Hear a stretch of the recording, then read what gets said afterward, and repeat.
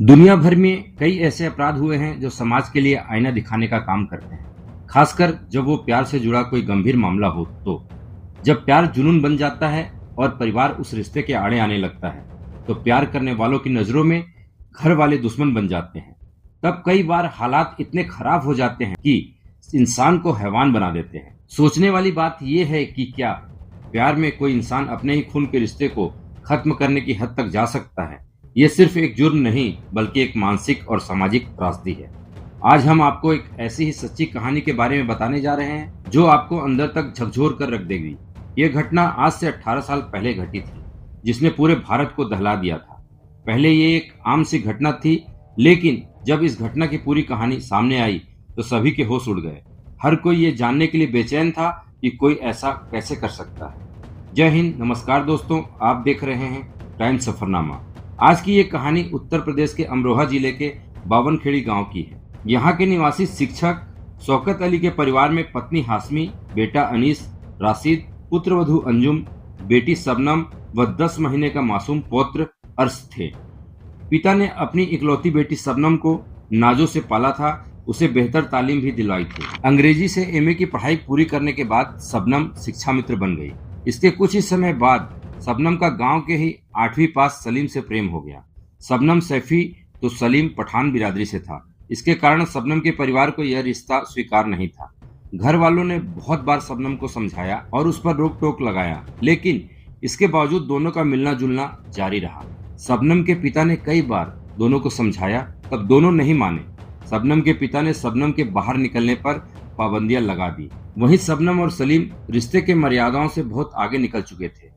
वे दोनों जब भी मिलते उनके बीच शारीरिक संबंध स्थापित होता और दोनों साथ जीने मरने की कस्में खा चुके थे। जब वे दोनों परिवार की पाबंदियों से परेशान हो जाते हैं तो दोनों मिलकर एक खौफनाक साजिश को अंजाम देने की प्लानिंग करते हैं। 14 अप्रैल 2008 की रात शबनम खाने में नशे की चीज मिला देती है और जब देर रात पूरा परिवार गहरी नींद में चला जाता है तो वह सलीम को फोन कर बुलाती है और शबनम और सलीम दोनों मिलकर घर में रखी कुल्हाड़ी से पिता शौकत अली, माँ हाशमी, इंजीनियर भाई अनीस, भाभी अंजुम, बीटेक के छात्र भाई रशीद, फुफेरी बहन राबिया के कुल्हाड़ी से काटकर और 10 महीने के भतीजे अर्श की गला घोटकर हत्या कर देती है। पूरी घटना रात में हुई और जैसे ही सुबह होने लगी, शबनम चीखने लगी, चिल्लाने लगी और रोने लगी। उसके चीखना चिल्लाना सुनकर पूरे गांव वाले इकट्ठा हो गए। शबनम लोगों से कहने लगी, डाकुओं ने हमला किया है। पूरा गांव वहां पड़ी लाशों को देखकर घबरा गया था। डर का माहौल पैदा हो गया था। चारों तरफ लाश ही लाश और खून ही खून फैला हुआ था।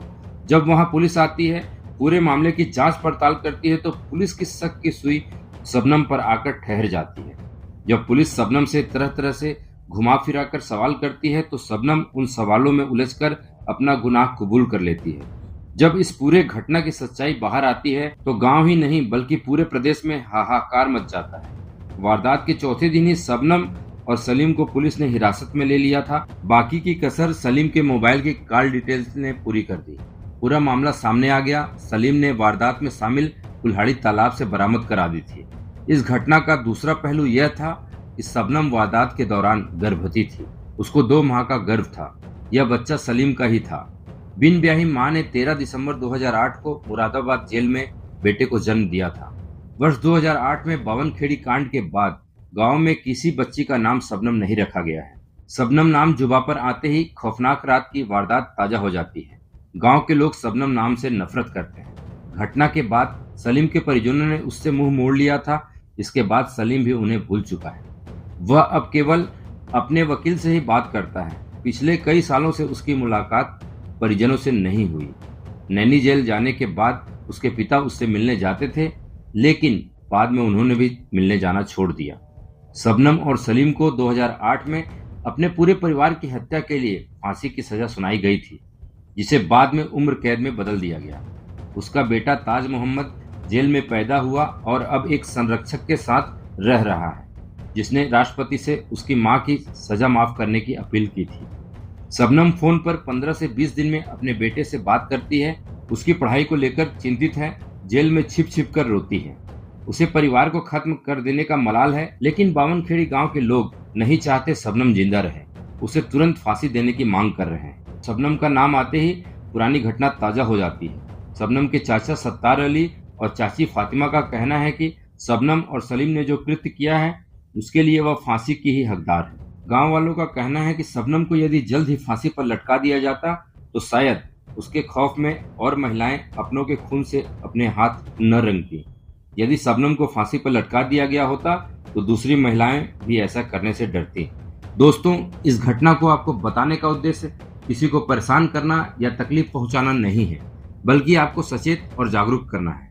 आप जहां भी रहें सुरक्षित रहें और अपने परिवार का ख्याल रखें। इस घटना के बारे में आप क्या सोचते हैं, कमेंट के माध्यम से अपनी राय जरूर दें। दोस्तों, कल फिर मिलते हैं एक और नई सच्ची घटना के साथ।